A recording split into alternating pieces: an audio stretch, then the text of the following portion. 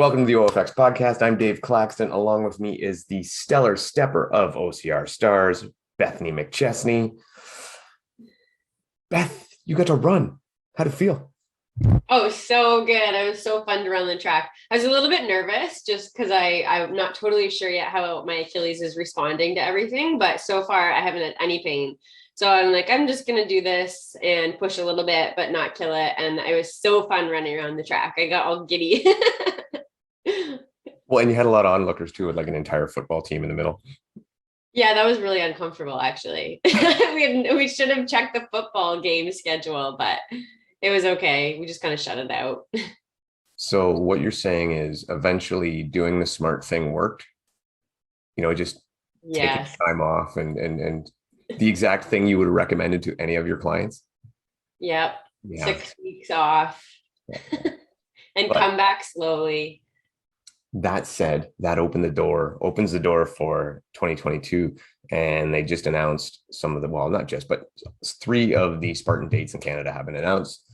So we are looking at, and this one was a little odd, Spartan Super and Sprint Weekend. So essentially Burmacombe for everybody that normally goes. That's a Toronto Super Sprint, May 14th. Yeah, that's really early. Burmacombe is typically been the last weekend after school gets out at the end of June. Yeah, like that. Because we could be running on the ski, like still skiers coming down as we're going up. Yeah. So then, but Ottawa is before that. No, Ottawa is like 2 weeks later, May 28th. Oh, okay. So this is quite different than before. Yeah, so we got May 14th for Burmacombe, May 28th, and again, October 22nd for Blue Mountain. No surprise to see that again. Mm-hmm. Only surprise being no ultra at Blue. Okay, so is there an ultra in the Canadian series yet? In the Canadian series, so they haven't announced which races will be part of the Canadian series. They're still kind of doing like this slow release, but Spartan has said there will, from the comments they have made, there will be an ultra. They say stay tuned. There will be an ultra, and that the series will be announced soon. My suspicions are we're going to see a Quebec race somewhere in there.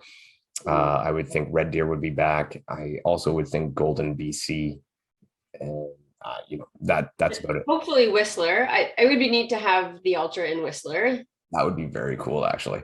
And then as far as the series, I'm thinking 4 races and you pick 3 might be what they have. Yeah. So hopefully, and I would have to guess Blue would be part of that. Yeah, for sure. And yeah, like maybe a Quebec Sprint Blue with the Super, and then a Beast out west, or maybe a Super and Red Deer again, and something like that. But yeah. So back to your run. So that was round 1 of OCR Stars, and we're both in the team thing. So you and your team did the 3-mile time trial. How did you guys feel it went? Like, I know you're in a super competitive division. Yeah, we're so competitive. We are the only female team in our division, which really surprised me, actually. But I think because all the prize money is in the co-ed division, basically females, it's generally easier to convince a male to do these kind of things too. So they probably, had 2 females and then you have a male jump in. So I'm assuming that's why there's no other all-female teams. But yeah, we're the only one. Winning is winning, right? That you know me. I would brag about that win forever. I'd be like, yeah, smoked everybody. But you guys had a good run. I mean, and just from a personal perspective, I know you held back a bit, obviously, and that was good. But everything from what I saw, like mechanics, everything looked really good. That must give you a lot of hope going forward. Yeah. And to be honest, I kind of didn't think I could even run that fast. So I was just basically trying to keep it controlled, watch my heart rate, not go out hard, not get too excited.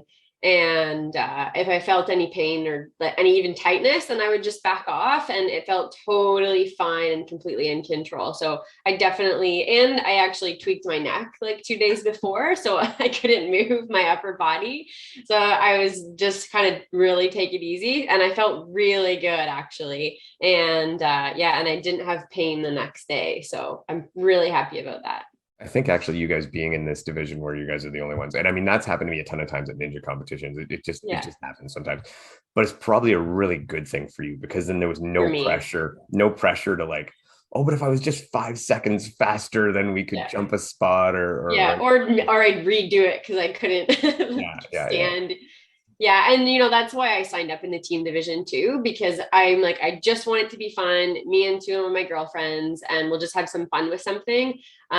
So that is why I signed up in the team. I wanted to support the organization and then do something where there was no pressure, and I could just kind of enjoy the experience of it. So we were the same for the team. It was just a chance to have some good fun with some buddies. And we were pretty much exactly where we thought we would be. Actually, we ran a little faster than we thought we would, but still where we thought we would be. We are not DFL. That's important. we're not dead last. So that's good. And because this is kind of strange timing wise, we've actually already got the second workout in. And now I haven't posted ours, and I don't think you've posted yours yet. No, I haven't yet. No. How did that go for you guys? And what did you think of the workout itself? Because I thought that the 3 mile, that was a good, appropriate workout. I thought that was well placed. Yeah. I guess the thing I don't like about the second workout is I generally just think that with the team stuff, people should be doing kind of similar workloads. So contributing equally in the effort to the team. And I just think with this one, it was unfortunate for the person that had to do the dead hang. Because like the girl that was doing ours was just basically like, I'm not excited for this at all. Like I basically have to like get like revved up to just hang on a bar as long as I can. And then the other ones just kind of fell by default to who, like I was the only one who can do a weighted pull-up. So I just do that one. And then our other girl can deadlift probably the most. So it was just, they just by default went to certain people. And then, so I didn't really love the way this one was divided up as a team. Yeah. And I agree. It was kind of almost like the team thing was an afterthought with it, despite banter before. And obviously then there was the points problem. And this is where we ran into some interesting stuff. And I laughed because I was our fastest runner. I was the fastest on our first section. And in the second, the workout 2, I was pretty much useless. So I actually did the pull-ups, and because of the scoring system, the pull-ups were, of so little importance. So we got, and I don't know if you're competing against us or you care or you want to know without looking. I believe our total was like 579-ish, somewhere around there in the 570s. I contributed 30 points. And the effort it took to get those 30 points is pretty significant. Significant effort. I mean, I did come well below my goal because I screwed up and I made lots of mistakes. Nothing other than just I did not perform up to my expectations. But still, even if I had hit, like if I had come around 40, still, then it would have been 40 points. And I still put in a good effort. And just the fact that it was only 30 points to it was almost like, really? It was kind of like, and I mean, you were the same, right? Like so, and this is the dilemma that we had. And again, if we were competing against another team, we might've even done it differently because I'm the only one that could do those pull-ups. But then if I did the dead hang from a points perspective, I could have probably gained 30 to 60, maybe 90 more points. And then we basically would have just had to take 0 in the pull-ups, but I did 24 pull-ups, but I could have dead hanged more than 24 seconds longer than our other girl. So if you're just looking at points, it just doesn't really make sense to put too much effort into the pull-ups because what it takes there is not equivalent to what you can gain in a dead hang. Like the difference of 5 to 10 seconds in a dead hang is nothing. And just doing a few less pull-ups could probably give you a little bit more there. So it's almost, it just didn't make sense. So what we were talking about too, especially for women, because pull-ups alone are difficult for a lot of women. So they could have even done it where there was, let's say 1 point for a no weighted pull-ups. And then if you're going to do weighted, then each pull-up is worth 2 or 3 points. And then it makes it more significant. And then again, you're giving the stronger athletes even more of an advantage. Or if you did like some of them weighted and some of them without, and then there's a different strategy involved with it too. And then it opens up the possibility that other girls on my team could have done that part too. Yeah, yeah. And and I think like we had a similar issue where I could have done the pull-ups or I could have done the dead hang because logic was that probably would have done better on the dead hang as well. That said, I'm not sure that's true because our guy John put in a killer dead hang. So I'm like, worked out great anyway. Yeah. So yeah, it was tough that way. And I do like your idea. That's an interesting thought process. But we all know that in reality, they had a thought process in mind for their point scoring system, maybe didn't do the due diligence enough and ended up with what they ended up with because it was a last minute, well, we're screwed. This is all we got. Yeah. So, a bit of a mistake. So now we are looking forward to workout 3. And again, this is going to put a hole in the team system. And I'm just going to throw out why one of the reasons I don't like this. And also, and you can correct me, go along with me or whatever, so make a suggestion, how I think it could have been done a little bit better. So essentially, our one teammate is doing a 1 mile run, a dead hang, and a 1 mile run. Yeah, same with us. Yeah. That is his whole competition. And that seems, excuse me, a little lackluster. I think that, so the last workout is essentially, it's a 1 mile run, bunch of thrusters, bunch of toes to bar, another 1 mile run. For single, like an individual, that's cool workout. That's relevant. Yeah. I think it's really great. But when it comes to the team thing, I think that obviously I pointed out the flaw. Now, I would have thought to maybe do it, and this was just off the top of my head really quick, was 400-meter run and then some reps, multiply that by 4. So then every teammate does a 400-meter run, then a set of thrusters and toes to bar, and then the fourth one becomes like a team choice. Whoever you guys think is best and motivated, has the skill, whatever, you can break up that last one. Someone can do the run, someone else do, whatever the case may be. You can break it all up. That I think would have been a lot more fun. Yeah. Well, and again, like I said, I think with the team stuff, it's just more fun when the effort level that you have to contribute to the event is more evenly dispersed. Yeah. Yeah. And I don't think, and even the way I just mentioned it, I think would have been great for the individuals too.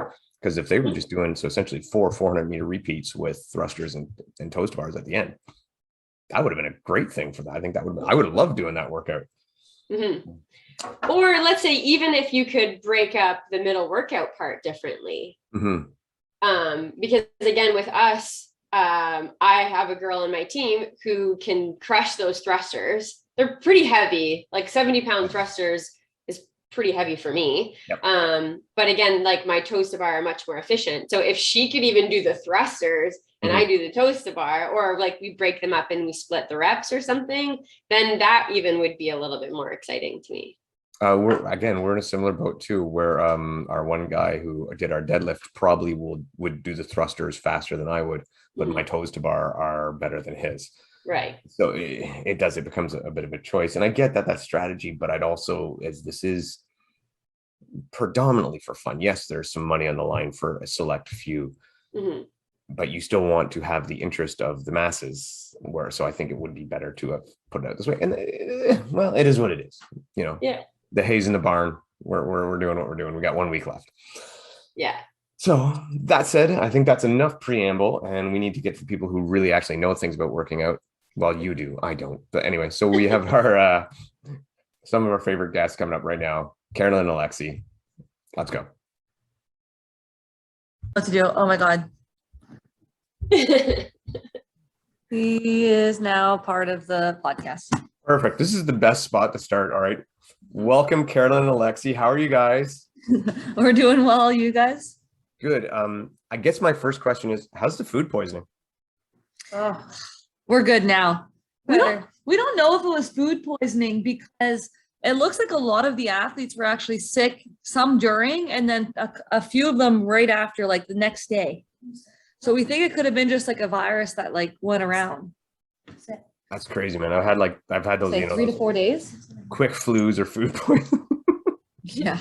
People who can't hear this, Coast is the big dog, and he's all over. This is fantastic. Yes.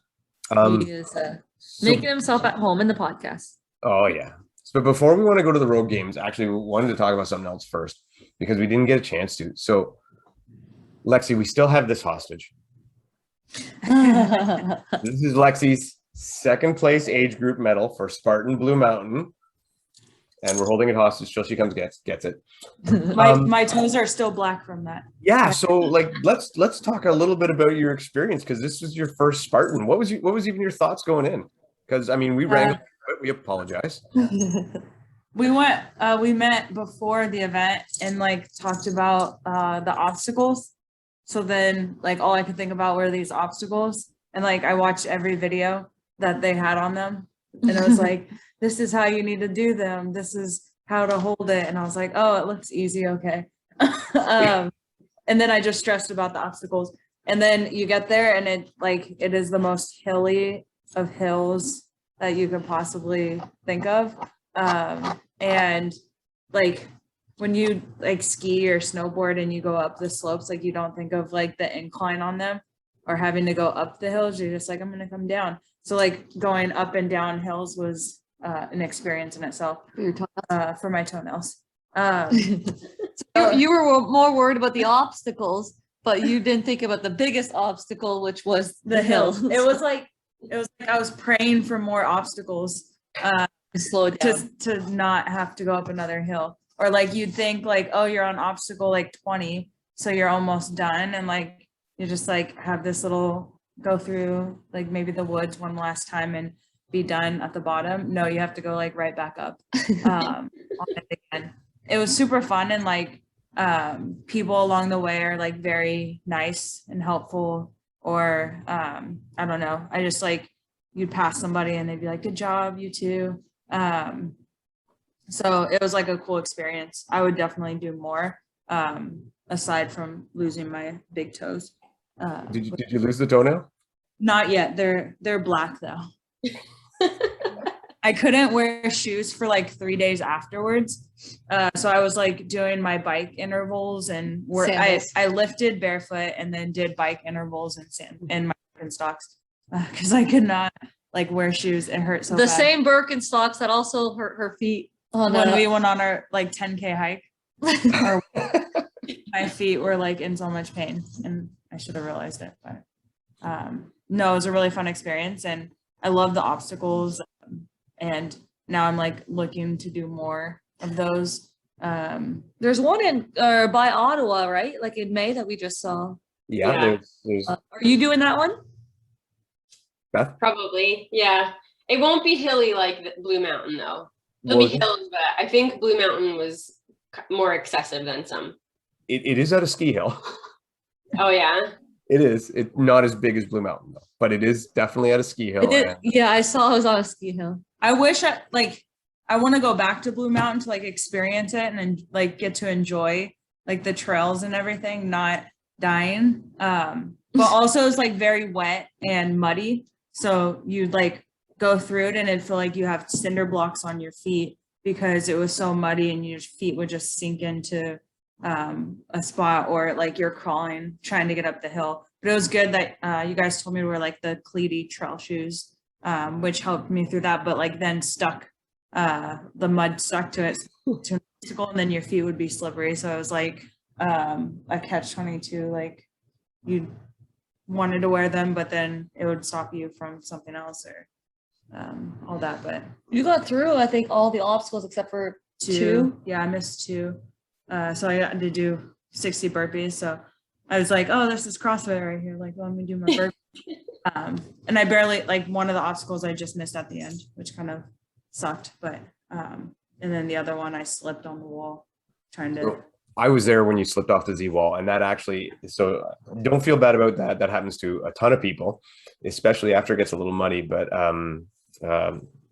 my son, as you've met, ever patient Jeff or whatever he wants to be called, he actually failed the Z wall in his first Spartan as well. Same thing, just going across, boop, boop, boop, and swoop right off. And it happens to everybody. I will say, however, though, I was there when you fell off. I think you did your burpees faster than the girl that was chasing you did the Z wall. Yeah, she like all right around the same time. How do you think, and how did it feel for you? Because I mean, obviously you're competing against a very different kind of woman than you would normally be competing in the CrossFit arena. I mean, that must have been a little bit different for you, kind of going against someone that would essentially, you know, be Bethany's size compared to someone your size. Yeah, there's like 2 people, like they're really good at the hills. and then they're lighter. So like they have like the body weight and the like mobility and training to like get through some of those obstacles that like we don't train in CrossFit. Like we have good grip strength from training pull-ups and things, and like raw, like I'm really like raw strong and like explosive. So I'll just hold on for dear life and like pray that I make it across and maybe not use the best technique. So it's interesting to like go against people who have like the technique or like the practice when doing those. Like the girl, I looked up the girl who beat me in my age group, and she's been doing them for, I don't know, like over 5-6 years, like a lot of races under her belt. And so like that experience, I'm like, okay, well then it makes me more competitive to like want to do it. Cause I'm like, I could do this, or like the sandbag and like stronger objects, or like the pulley that you mentioned. Yeah. Like I was behind from the beginning, like 10 girls were probably in front of me just because of the start and everything. And then you get to that one and they can't even pull up the sandbag because it's wet and Or heavier. heavy. And I'm just like, okay, here we go. Ding, done. Control it down. All right, have a good day. Goodbye. So it was cool. Like I just like how it had like those mixtures of strongmen type of movements thrown into it. I wish there were more of those, but.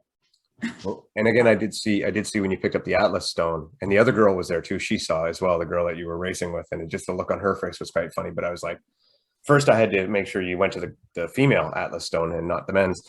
And just in the mouth. just watching, it was just like, why am I even doing this? Like, why do I pick this up? Like this is just a waste of my time. Yeah, you like lift it and go around this little thing and then come back. I have to like line it up with my leg, roll it up my leg, I get lean back. Bethany, I have a student that is in grade 8, and she said that she did the Blue Mountain Kids version and got 3rd place. And I was like, I'm pretty sure you have someone that had the 2nd place. My daughter. Yeah. Yeah. I was like, oh, I know what division you're in. I was like, But she probably wouldn't have been competing against M because she'd be older. oh, okay. Then never mind. I was in one big teen or like kids division. So they split them up into 2. Oh, okay. M's younger, the younger one. That was a cool kids course though. Mm-hmm. They said it was like one of the hardest kid courses too for them.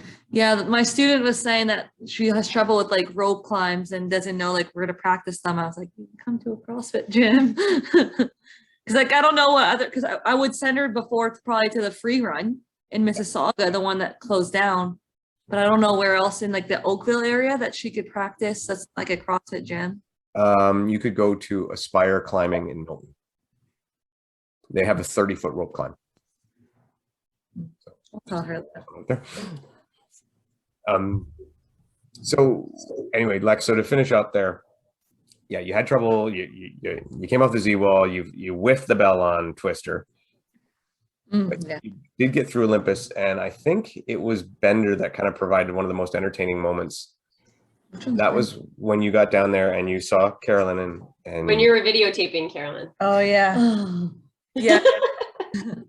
You had your big fans there. Coast and Callie were at the bottom and Carolyne was there, and I go up and down and I'm like, and I was like, you have no idea how these hills are. And Carolyne was like, yes, I do. No, I was like, oh, I know. Oh, I know. And I was like, oh, you don't.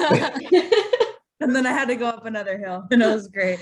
But like as a fan watching it, I was just like, I am not dreading. Like I do not want any part of this right now. She had no FOMO. Yeah, I had no FOMO watching. She's like, you know how you get FOMO when I do workouts without you, which I do. Like I'm like, yeah, I like get upset if I miss a workout, or like if Carolyne does a workout and I don't do it, I get like fear of missing out, and I'm very upset. And Carolyne was like, I had no FOMO when you were doing that.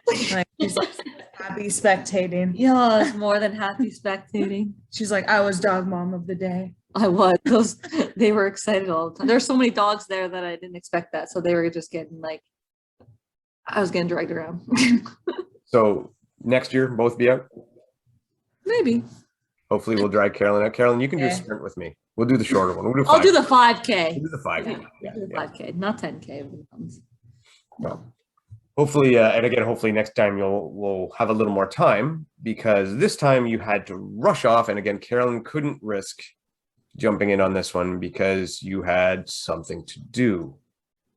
Yeah, we had to rush and get COVID tests. Yeah, we had COVID tests to take before our trip to Texas, which was a It's a journey. was a journey to get there too. We were through like 3 or 4 hours on the runway in Toronto on the Tuesday after school, and For an hour flight. Washington DC. We missed our connecting flight because of that 4-hour delay on the runway. Then we're like out of pocket staying in Washington. Like we have no bags or anything, so we're just like stinky. Yeah, like our toiletry bag, and then all of our clothes are like our checked bag, and they didn't let you grab it because it's just in their system, and they'll put it on the next flight for you that you get on. And they won't pay for your hotel because it's weather related, so it's out of pocket for you. And they're like, well, we don't have any flights tonight.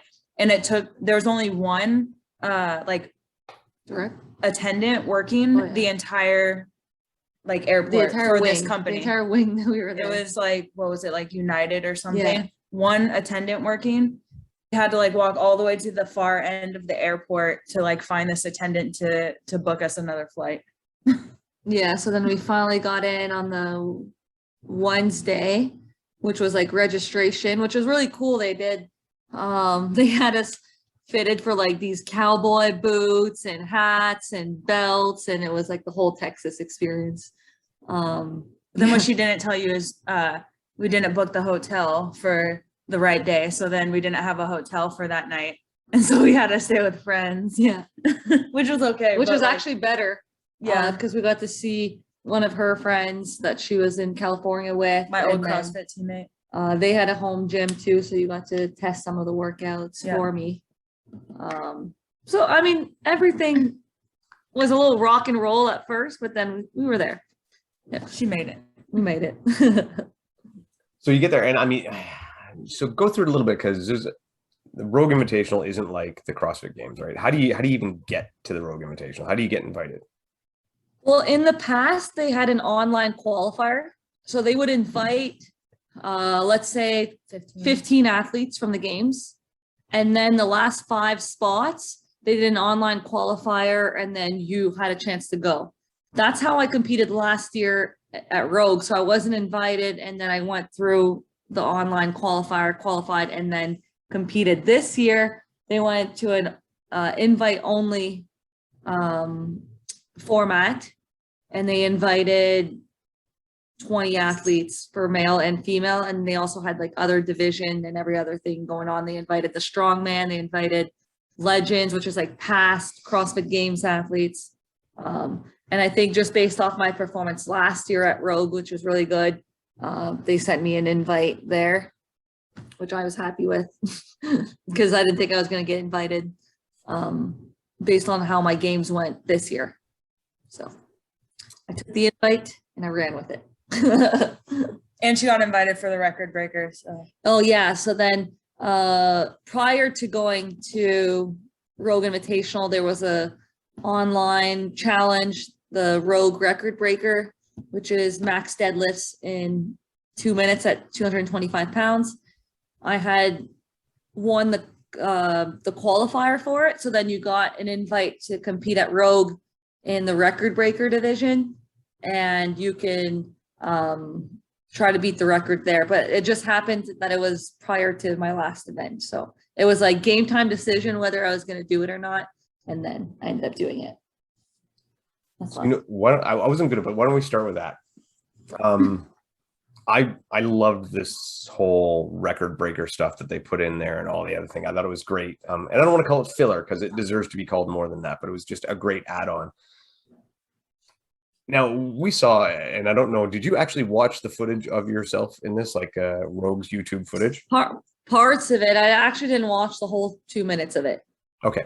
Well, yeah. Who has time? Side angle of you and little clips that I was tagged on, like mostly like on Instagram that I would just like repost. I will say this, that it was definitely the Carolyne Prevost show. Yeah, that's what I was told. I feel like actually the girl beside me did really, really well. Yeah. So beside her had 63 reps and Carolyne had 67. Yeah. So like she would beat the record if Carolyne didn't do it. Yeah. So she was really, really good. Like, And I knew that going in.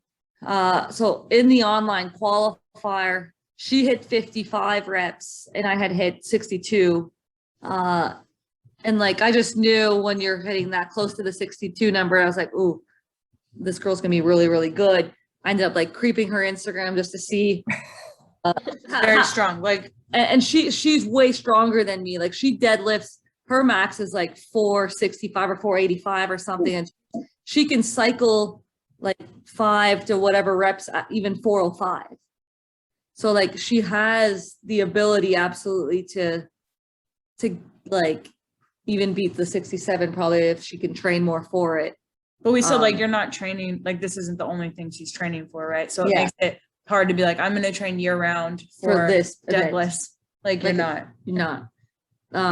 But I knew that like as soon as they put the record breakers people together, I saw that she was there.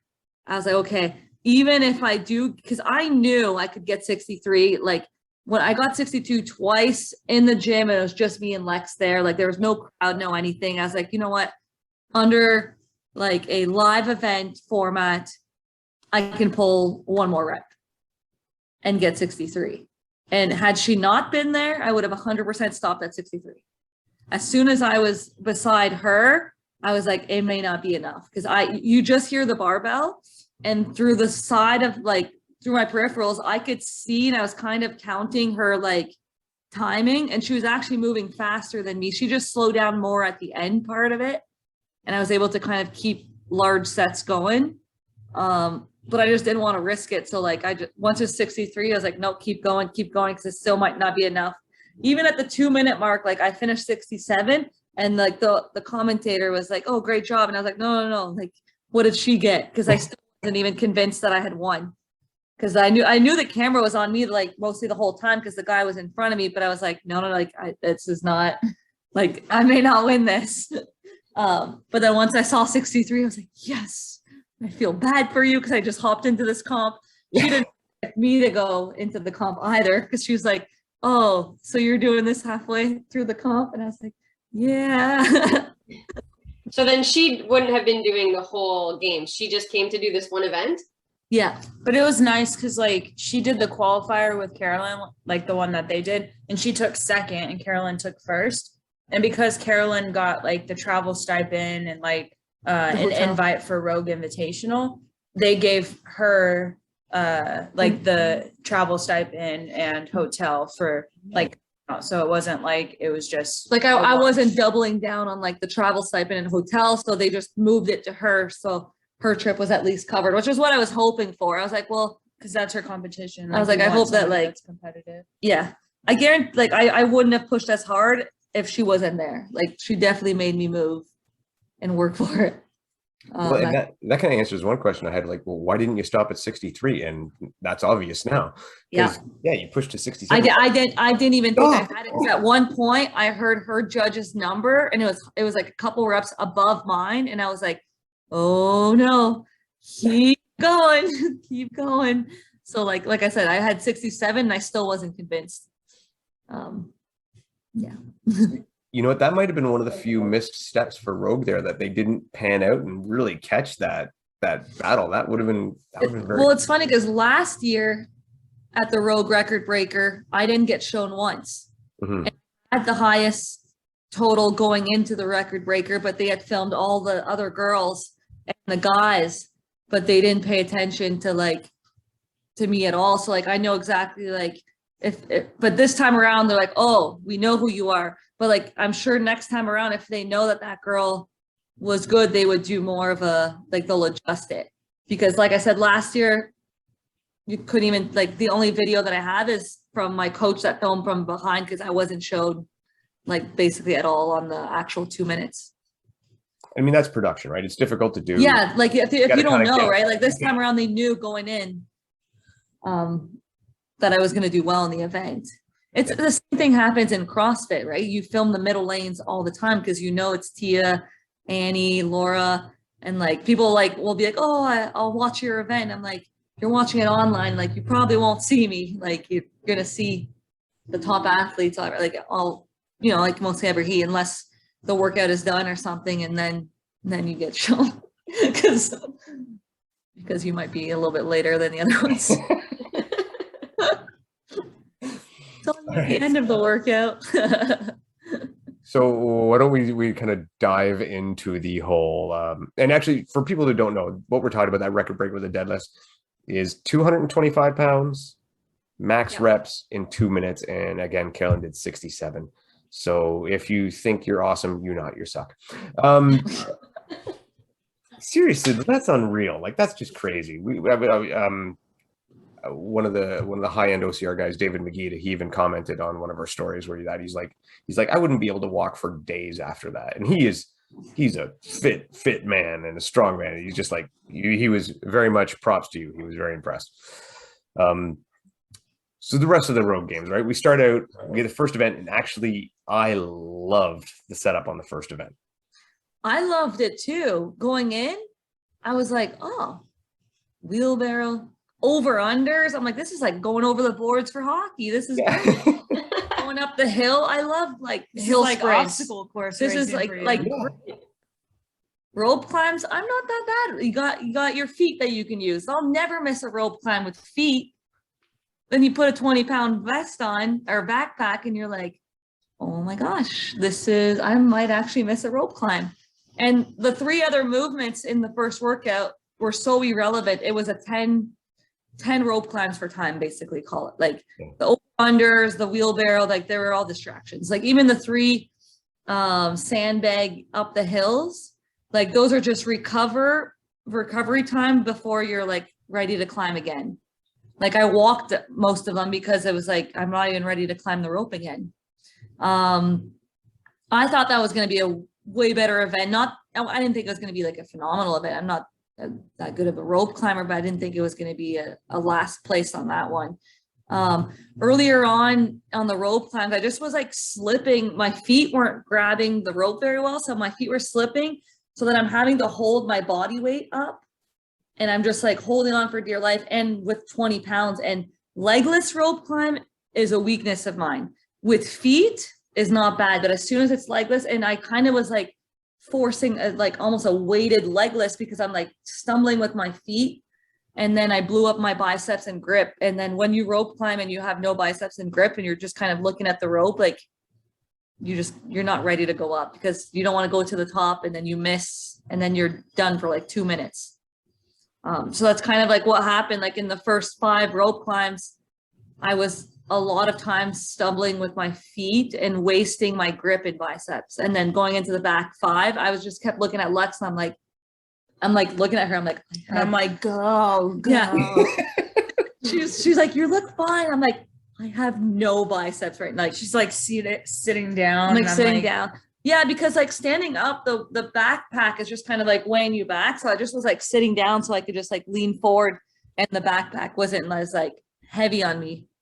What I would have wanted her to do is like, she had the backpack very tight, which is good for like runs and things where you don't want the friction on your back. But when she was doing the rope climb, if she would have slightly loosened it a little bit so it wasn't pulling up on her shoulders and putting all of that like weight on her shoulders, like I think it could have helped her a little bit, or at least like taken some of that pressure off of you. But yeah, I can only tell you so much from the sideline. And then the other thing with like a backpack versus a weighted vest is like, a weighted vest is evenly distributed front and back. Like, you know where your weight is going to be distributed. When you have just a backpack on, it's going to pull you back naturally.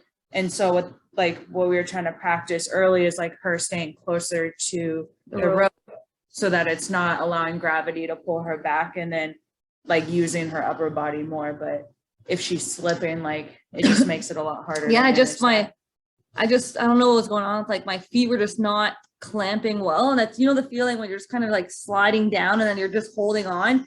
So it made it too much like a legless rope climb for parts of it earlier on. And then I just never recovered. I never worked on a 20-pound backpack rope climb before. So that was the first time I'd ever done that. And it just, yeah, I mean, clearly, weakness. But like I said, normally rope climbs with feet, I'm fine. And rope climbs without feet, like legless is a weakness. So just something to work on. So I was watching that, and it wasn't just you, obviously.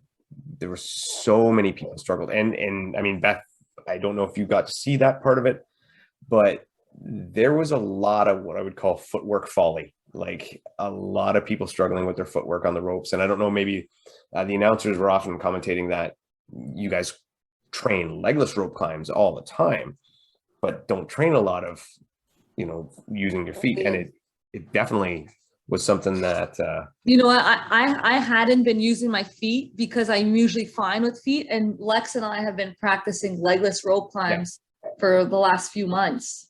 So like it's probably is a combination of just hadn't done with feet in a while. Then you add the backpack, which is just throwing me off. Yeah, because honestly, like everything that we do is legless. Since the quarterfinals, all we've seen is legless rope climbs. Yeah. We haven't seen a rope climb with feet. So like innately, you're just going to practice the legless rope climb and say, here's a progression to like the hardest version of it. So when we were like training and things, we were doing weight vest rope climbs or those types of things to try to like get to a harder version of the legless rope climb. But like, yeah, never with feet, 20 feet, and it's 20 higher, feet, yeah, because the rig there is higher, and like our building only goes to 15 feet for the ceiling, and the rig there that Rogue builds is 20 feet. So I also don't get that practice of the higher rope climb. So there was a lot of just different, like newer stuff and things that I wasn't as prepared for in that first event. But I was like, okay, well, there's 6 more events, and that one will be scratched off. Yeah. What was Event 2 was a barbell complex. So you're pairing my best lift with my worst lift, which was annoying because clean is, in my opinion, my strongest lift. Like deadlift, I'm good, but I'm actually better at clean. I'm not, my 1 rep max deadlift is no, like it's okay in comparison to the games athlete, but I feel like my clean is up there with the elite girls. So like the clean was fine, the front squat was no issue, but the problem for me was there was 2 jerks, and for me it was just like a jerk workout, and that's all I could think about. And my jerk wasn't that great. I hit 212, and then I tried for 217. I hit the first jerk, and then I missed the second jerk. Like I tried the second jerk, Yeah. and then she brought it right back down to her shoulders, and everybody's like, come on, you could do it. And the judge is like, okay, just go try again. And then she tried to jerk it off her shoulders. I was like, again. oh my God, this is gonna be so cool if I get this. Sure. Like the whole crowd is going, and it's like, no, not even close. I was like, darn, okay, put the bar down. Yeah, no, that's just where I'm at. Like those girls hit such big numbers. And even if I did hit the 217, it still would have been a bottom 5. Yeah. Like they are so good in the overhead position. It was impressive to watch them, like the numbers that they were hitting. This is being a guard dog right now. Yeah, so and I mean, I've been trying to work on my jerk for a while. We'll keep doing that. That's just, like I said, that's my worst lift, really. It's my worst lift in comparison to the top girls. Like it's anything shoulder to overhead. So that's like 2 workouts in a row that like one was pulling strength and one is pressing strength. So it's upper body. My upper body just seems to not be at par with the elite 20, but my lower body, no problem competing against any level. So that's just one of the big takeaways from this, is to work on my pulling and pressing, like to be able to be competitive at that level. And going into day 3, it was evident what the next thing to work on.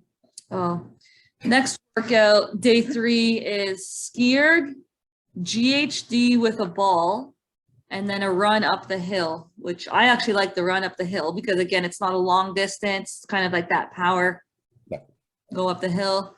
But that's not where the workout was. It was ski erg and then GHDs with the ball. And again, I'm very good at GHDs normally.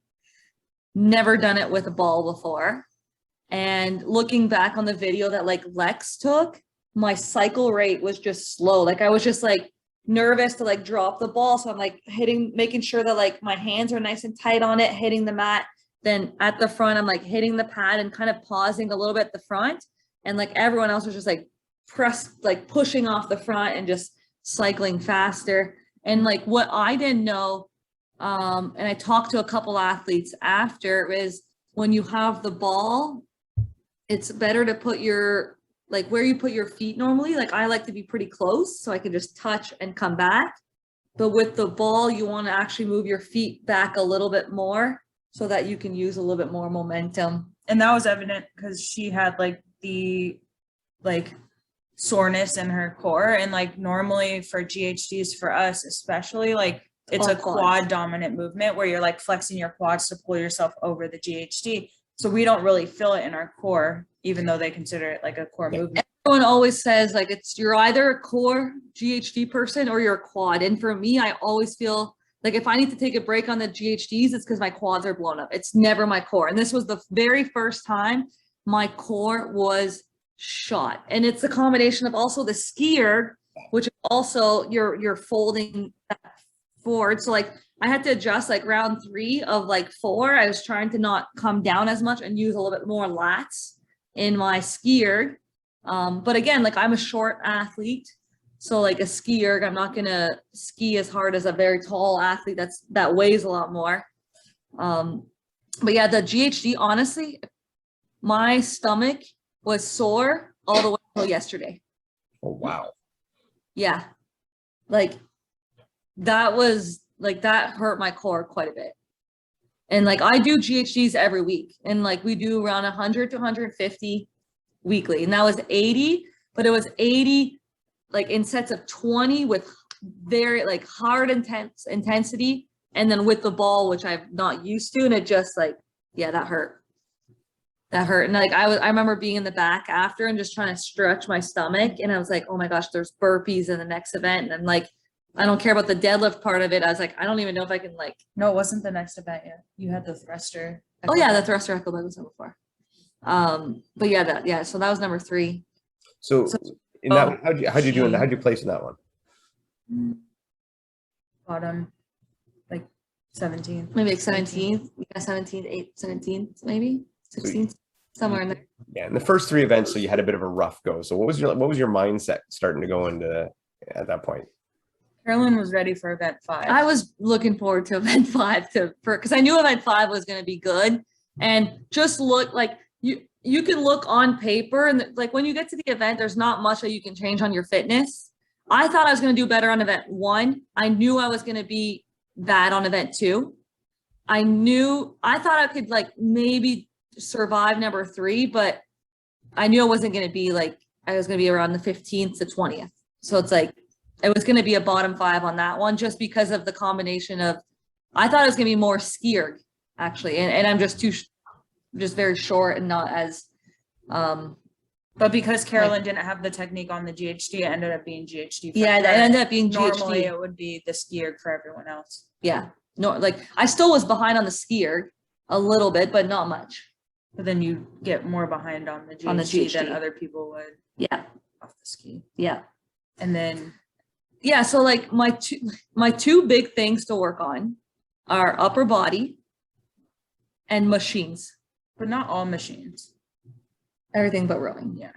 Machines. Like machines that require more power output. So it's like hard when you're against people who are 170 pounds and 5'7", if you're a 5'3", 5'2" athlete. Like even Tia, like if the movement or if the workout is predominantly just like an echo bike, which event 4 was, it was 20 thrusters, 32 cal echo bike for the women, and then 20 thrusters. That echo bike in the middle is where the workout's at. Everybody's doing those thrusters pretty like unbroken and going at a similar pace depending on the squat speed. But it's what your power output can be on that echo bike in the middle. So like naturally being a smaller athlete, like they're not going to be able to keep up that output as somebody who has the weight behind Barnhart them. and Horvath and Annie Thorsdottir, and those are the girls that do well in those events. Like Tia doesn't have holes like at all, but the one events that like she doesn't finish the top 3 is always an echo bike workout because she's one of the smallest athletes. She weighs 135, 140 pounds. And like going into a workout, what your power output could be. Like I can't change that. Like within, you can't say, oh, this workout's announced. Okay, my power output's now naturally going to go up by like 20%. I had the fastest thrusters in the field. I was the first one to the echo bike, but that's not where the workout is. So it had one of my best strengths, which was a light-ish thruster, which I'm very good with an echo bike, and the workout is one on the echo bike. So I knew that was going to be a struggle competing. I'm one of the lightest and shortest athletes there. So like the people who struggle on those ones are all mostly those ones. Tia's just Tia, but like Tia will still finish the top 10 in that workout. Yeah. I don't even count her for anything. No. She doesn't count. She doesn't count. So I think you were bottom 5 on that one too. Yeah. And then it was like, oh, finally it's the workout that Carolyn's been waiting for. Workout 5. Yeah. Go through workout 5. I was like, okay, This you know is what? her warm up for the record breaker. She was Yeah. like, I need to warm up my deadlifts a bit. Well, I said, it doesn't even matter where I am now. Like if I can get 100 points here, I'm right back in the middle of like, I'll be like around 15th or whatever. Because I knew one event, if the thing is with these points, a lot, like it's almost the same girls that get like top 5. So you rarely get those top 5 points. So a lot of times people are between like the 10 and 20 or just kind of going between the 10 and 20. So when you get someone that's from the 10 and 20 who gets 100 points or 95 points, you get bumped up so much because like they're just not getting that high reward points. Like we're just cycling the bottom 10s a lot of times. So I just knew even with the poor start, that one event can bump me up. So I was just like excited going into that one, knowing that it was like a good workout for me. The burpee pull-up bar is pretty high, like the pull-up bar is pretty high. So I had to use a mat, which most girls ended up using a mat, but like I still had to jump to the bar to do my pull-up. I had 2 costly no reps on my burpee pull-ups. You didn't have to do a burpee if you got called on a no rep. And I was already on the way down and I did an extra burpee, and like those 2 extra moves cost me the first place on that one. Annie was a better burpee pull-up person than me. She's just taller and just was able to cycle that faster. Like I think the jump to the bar just was getting me a little bit more tired than it was getting her, because normally burpees I would beat Annie in a workout, but it's the burpee with the pull-up and the exertion of just jumping all the time. Because my deadlift was faster than hers, and she has one of the fastest deadlifts on the field, and I knew that going in. I think she broke her 15s too. I think she broke one of her sets, but she was still faster on the other part. Yeah.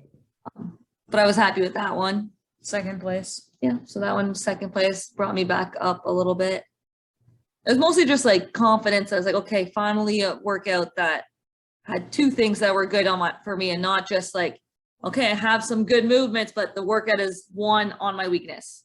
Like the first one, I had 3 good movements out of the 4, but the workout was the 1 bad one. Yeah. Second one, I had some good movements, but the workout was 1 on the I think mostly for on the shoulder to overhead. Yeah, so I think going into the last day, you were in like 18, 17, something like that. and then you had the start of the first day of the first workout on Sunday was a good one for you. Yeah, I think I was happiest with that one, because to me that was a good balance. That was rowing, step ups, handstand push-ups, ring muscle ups, and then you come back, or farmer carries, and then you come back down the ladder or the pyramid. That to me was a workout that had a lot of components to it, and it was very like CrossFit style. You had movements that favored heavier athletes paired with movements that favored lighter athletes. Like a handstand push-up versus a row. So I just thought that was a good balance. And like I got 12th on that one. And I feel like in the field of like 20 athletes, like I was very happy with that 12th place. Like I was like, oh, like my strict handstand push-ups are like okay. My ring muscle-ups are pretty good normally, and then the rest was fine. So I was just kind of managing so I don't max or I don't miss my handstand push-ups. Yeah. But yeah, I was happy with that event.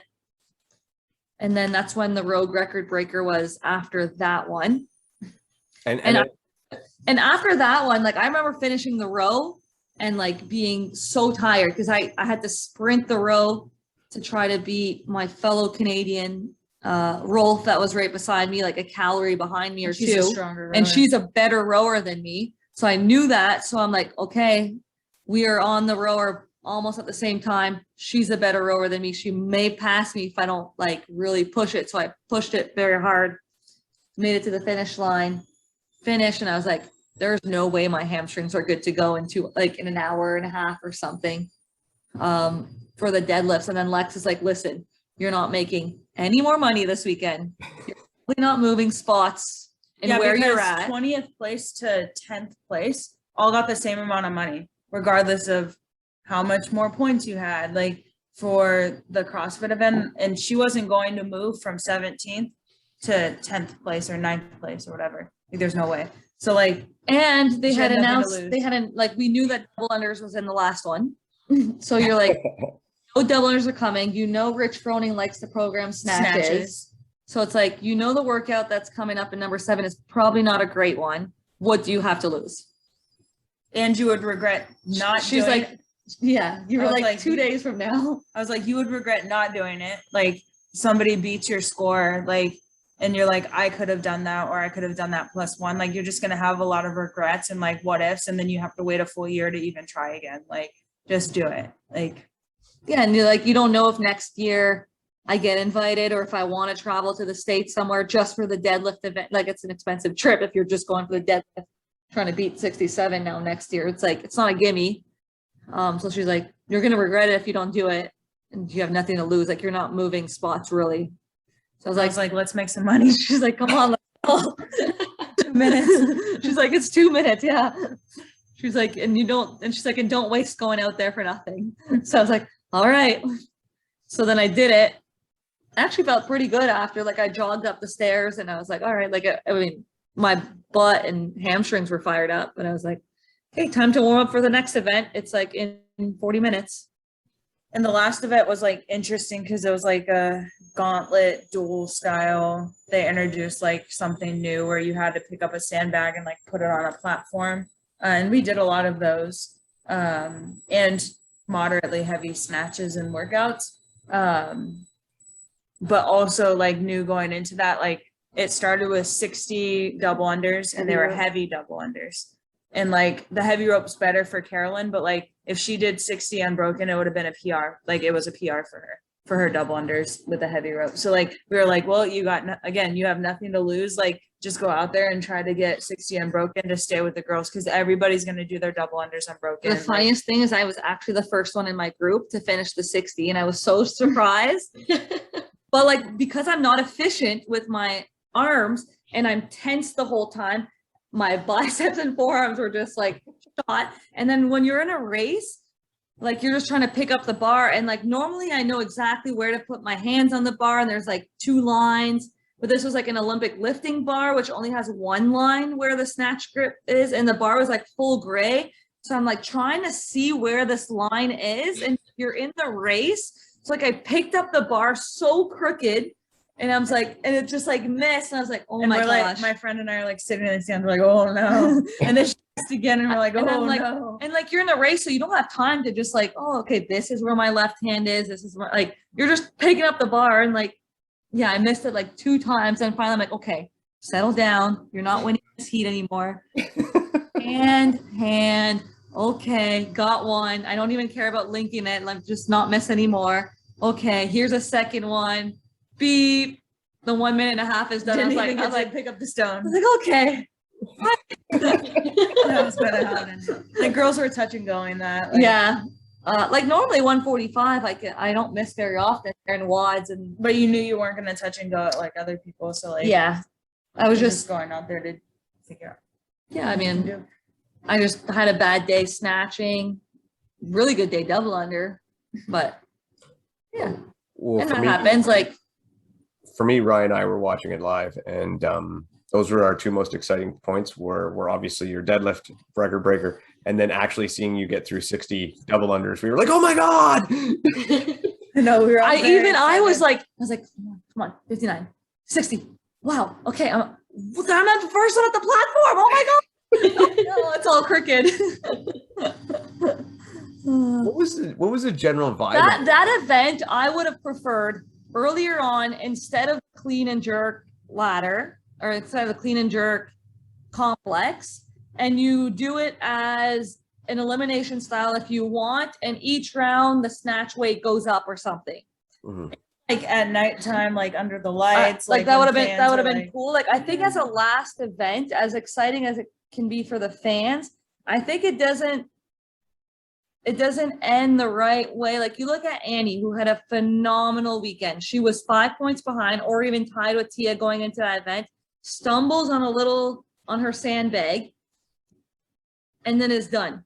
She doesn't even get to like finish the weekend on the platform and then be done. Or Carrie And, Pierce. well, I was gonna who say, and like retires. the top 5 girls, it was almost like they were penalized for being top 5 because they got a bye on the first round, but then they brought everybody down at the same time, so they didn't get any chance to like continue to keep their snatch warm or like make sure that their like heart rates up to going into this workout. You come off of watching like 4 rounds or 5 rounds of girls go, and then you have to go out there and like you're pretty much nervous. cold and going nervous. Like they were saying that like girls were struggling through that, and like 4 out of the top 10 were eliminated because people were that. getting faster each round because you're not just waiting around for like 10-15 minutes. Like it was natural to see kind of like faster speeds. Like if you get to rest, like people are like, oh, but they're on round 2 or 3, they're gonna get tired. Like not at this level. Like you're not getting tired, you're fresh. Not for that many reps. No, Like it's not that much. It's not that many reps. So it's like people were getting faster as they were getting more warmed up on the floor.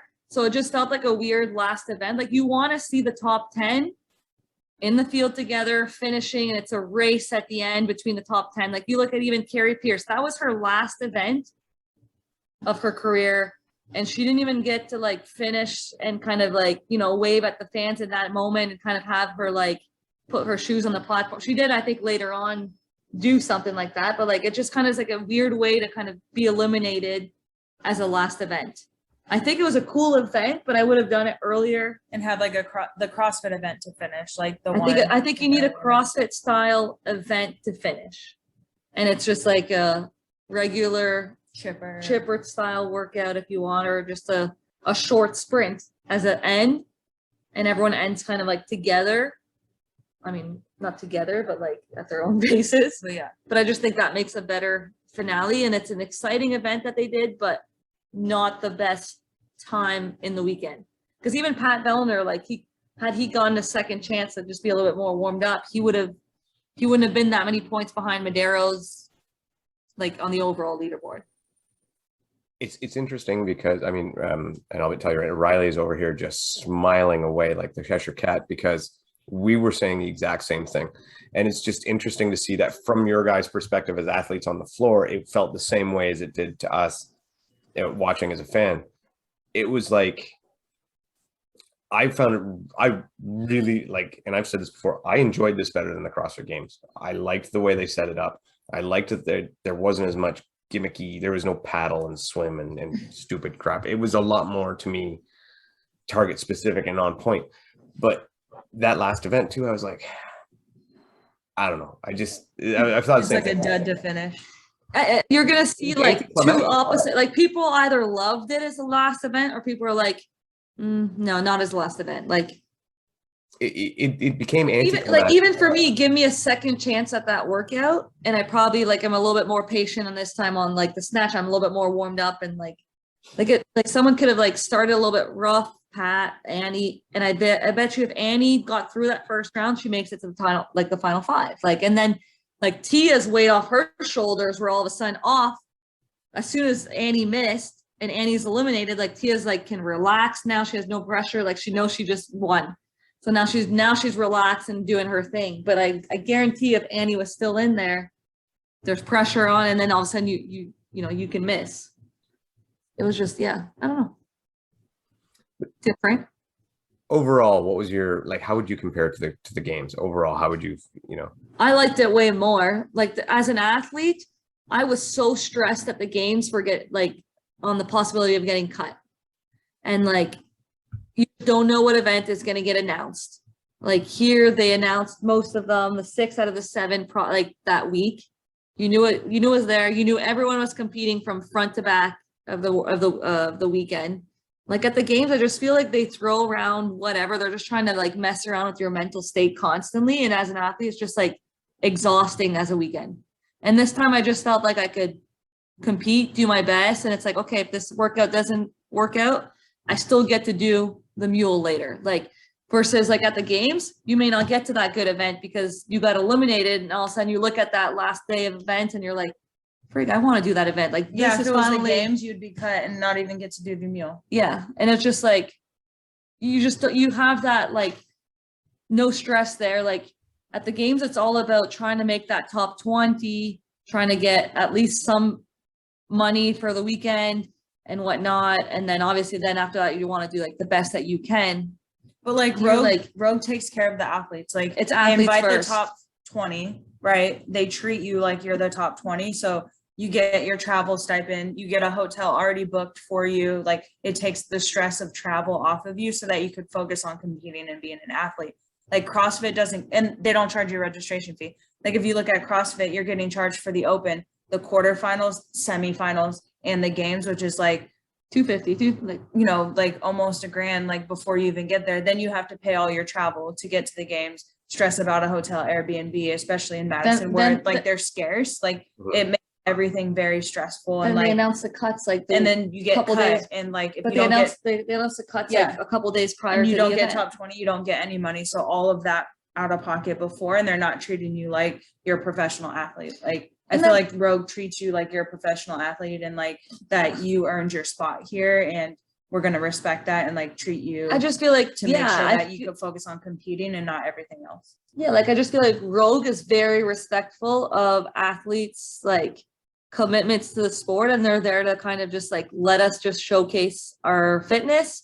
And they're just always building cool things. Like they build a hill in a baseball field, like their equipment that they bring, The their- logs, the logs, like it's just different. It's Rogue. Like it, to me, that's they should take over like the they games. like they should take over the games eventually. Like, but they have such a good thing going that they can do their own thing too. Like it's just yeah, I as soon as I got the invite from Rogue, I was like, this is the comp that I love the most. So I was like, I could not say no. Like they like said, like they just take care of the athletes so well. And the addition to the strongman stuff was genius. I don't know. Yeah, why that was cool too. it hasn't been done before. I got to see the strongman people last year when I was at the Arnold Classic, but that was the first time that like really was like with the CrossFit event and everything. Like I don't know if you had seen them before in person. No, but and they're it was just like huge. they treated them the same, right, as CrossFit. Like it was like the main event as well. Like people were there to see strongman, people were there to see CrossFit, and people were there to see both. Like you get to see all of these like Legends, different showcase record breakers. Like they just and cool like equipment like that. The wheel. Wheel of Pain. Yeah. yeah. Then you have like just like the Thor stuff. The hammer. I want to buy one of those 200-pound Thor hammers. I Oh want my one. gosh. Yeah, they just they just come up with great things, and it's just fun to be there. Yeah, those guys are huge. Like you walk. But by you were them, saying you're that like Lex had brought up a point that she hopes that in the future Rogue will invite like the strong woman also and do I like brought that up. he brought it. We talked about this. okay, so she took credit for No, your I didn't. conversation. You just made it seem like I took Okay. credit. We had this discussion at the hotel, I Because think. he messaged me and I was like, oh, he said like, what about the strong women? Yeah. Yeah, and in fairness, Lexi said she's like, I was thinking the same thing. Like, where are they? And maybe that I don't know what kind of and I don't know, Beth, if you've ever seen strong women, like I don't know how much interest there is, like how many competitors there are. but it would be nice to see. Mhm. Yeah. You know, and I'm sure I know there's lots of Highland Games women out there, so they're Well, at the Arnold Classic last time around, they did have some events for, I don't know, see, I didn't think they were all record breakers. They had like the max deadlift. This one girl did 500 something. Like, so they did have an event for, or maybe it was 600 even, for strong women last time around. Like, so hopefully that's maybe something that could get brought in the future, because that would be a good idea. like she should have just jumped out there on that wheel of pain and just went at it and just said, Well, the girls were saying in the room that it would have been cool to get all 20 girls spinning it and just take a picture with it or something, you know. That thing was so cool. That would be cool. Or it would have been cool to have a mini version of it for a CrossFit event. Like a dummy down. Pretty much like a sled push. Like sled. it'd be like a max distance sled push. in like a but it minute looks or like the something. wheel of pain. Yeah. well, Now Rogue is thinking about building that probably Yeah. for a CrossFit event. Yeah, but no, it was a good event. And then we ended up having to buy a luggage to bring everything back. And then we had And a then longer flight delay. I had a cowboy hat on the plane because I didn't want to put it in the suitcase. Another 4-hour flight delay to come back because there was a runway delay out of Toronto. I think there's a lot more like delays out of Toronto right now because they're short people for specific reasons related to COVID.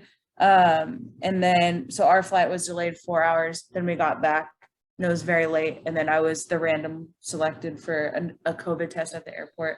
So I had to get another COVID test. I was like my 4th COVID test in 5 days. So It's great. oh, she's sleeping with a pair of underwear. all right. Well, the puppies are out cold, so it's probably They were at the dog park earlier, so I can't say that word. Coast just went. it's probably time to let you guys get to sleep anyway. This is Callie's favorite toy. You ready to see this? I bought this like gym set and it came with socks and this little tiny pair of underwear. Little toy. It came with a little toy gym bag for the dogs. And like she sleeps with this thing. Like it's always next to her. Out of all of her toys, like it's her favorite. She just has it everywhere. Right. Like sleeping with it again. I think it's the time we let you guys get to bed. I know it's a late night for you and really appreciate it. Beth, do you got anything else for Carolyne and Lex? No, that's great. Thank you guys so much for joining us again. And thanks for talking about your races. Well, Lexa's going to compete hopefully in the May one. Was it May? Yeah. The Ottawa one. And you guys Or a can, High Rocks. High Rocks in January. That's the one that you were looking in, the January one. So that's Chicago. is the January Chicago? Yeah. Yeah. December was supposed to be Wisconsin, but it got canceled. It did get canceled? Yeah. Oh. Is it going to get postponed to another time or just canceled altogether? Sounds like it was just canceled altogether. They were going to focus their energy on Chicago, which was 3 weeks later. Okay, makes sense. Yeah. Lex will do that one. We'll be at that one too. So We'll be there. You'll be at the Chicago one? Yeah. So you guys are going on the road trip then. The road trip. Absolutely. All right. Yeah. Road trip in January, guys. Can't wait. Yeah, you got to send all the race stuff Lex's way. I said that she's gonna start doing a lot more of those and I'll do a lot more watching.